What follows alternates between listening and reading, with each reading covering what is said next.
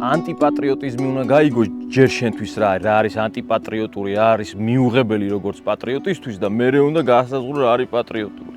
შესაბამისად, როდესაც ადამიანი თქვა ჩართულია თავისი ქვეყნის მტრის სხვა პროექტებში, თავისი ქვეყნის კულტურის დამაქცევარ პროექტებში, ან რაღაცა საქმიანობებში, აი ეს არის უკვე ანტიპატრიოტული.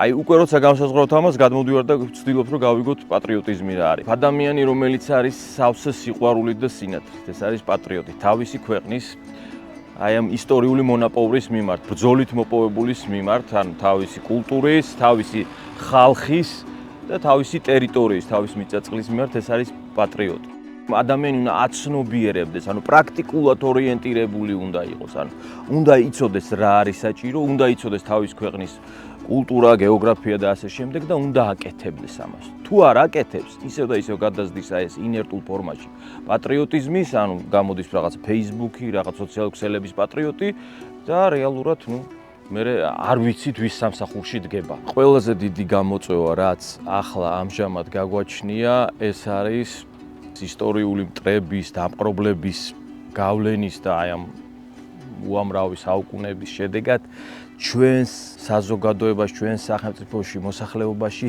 ჩაპროგრამებული ნეგატიური თვითგამანადგურებელი პროგრამები. ანუ უფრო მარტივად რო ვთქვათ, სიბნელე, როდესაც ადამიანები ვერ აცნობიერებენ, რომ ეს არის მათი ქვეყანა, ან არ აცნობიერებენ და ეშინიათ, რომ ბოლომდე დაიწყონ ბრძოლა თავისი ქვეყნის ძლიერებისთვის და თავისუფლებისთვის. ეს პერმანენტული პროცესია ახლა რაღაცა 35 წლის წინ, 14 წლის წინ დამოუკიდებლობა რომ მოიპოვეთ, ამით არ დამთავრებულად და დამოუკიდებლები და თავისუფლები ფორმალურად გავხდით, მაგრამ ეს უსასრულო პროცესია პიროვნული ზრდის, სახელმწიფოებრივი სამოქალაქო ზრდის და შესაბამისად, აი ეს არის ყველაზე დიდი გამოწვევა, რომ ჩვენიდან უნდა გამოვდევნოთ სიბნელე.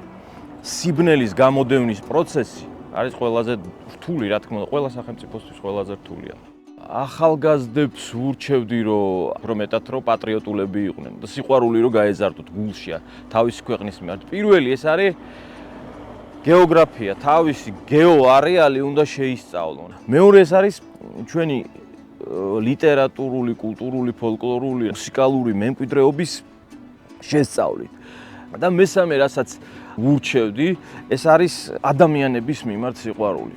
არასოდეს არ უნდა ეძებდე მათში ხარვეზებს, არ უნდა იძახდე, რომ აი ესენი ისეთები აღარ არიან, როგორც დავით აღმაშენებლის დროს იყვნენ, ესენი დიდგორს ვერ მოიგებენ და ასე შემდეგ. ჩვენ არ ვიცით. აი ეს პოტენციალი, რომელიც არაჩას, ჯერ კიდევ და არავის რო არ სჯერა და მოულოდნელად შეუძლიათ ისე გამოვლინდნენ ქართველებს, ისეთი საოცრებები დადონ, შესაბამისი, რა თქმა უნდა, მართლობის და წესრიგის და დისციპლინის პირობებში, რომ სოფლიო კი არა შეიძლება სამყარო გააოცონ. ასე რომ აი ეს სამი რაღაცა, ჩვენი ბუნება, ჩვენი კულტურა და ჩვენი ადამიანები უნდა შევიყვაროთ და ეს არის ყველაზე დიდი პატრიოტიზმი.